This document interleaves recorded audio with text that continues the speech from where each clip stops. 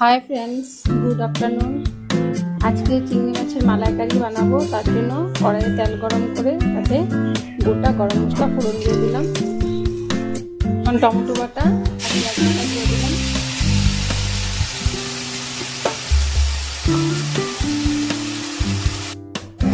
কড়াইয়ে তেল গরম করে তাতে গোটা গরম মশলা ফোড়ন দিলাম। তারপর আদা বাটা, লঙ্কা বাটা, টমেটো বাটা, পেঁয়াজ বাটা দিলাম।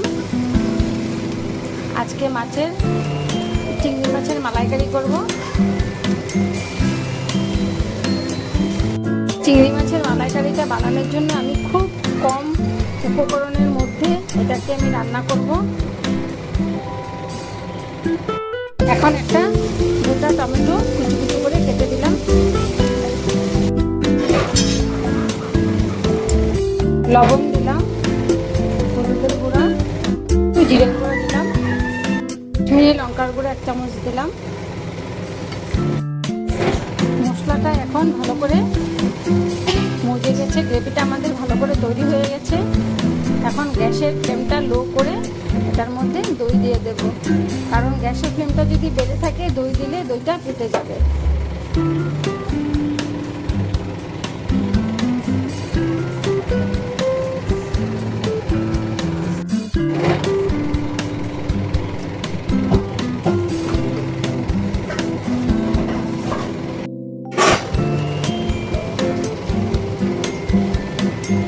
চিংড়ি মাছগুলোকে আগে থেকে নুন হলুদ দিয়ে মাখিয়ে ভেজে রেখেছি। এখন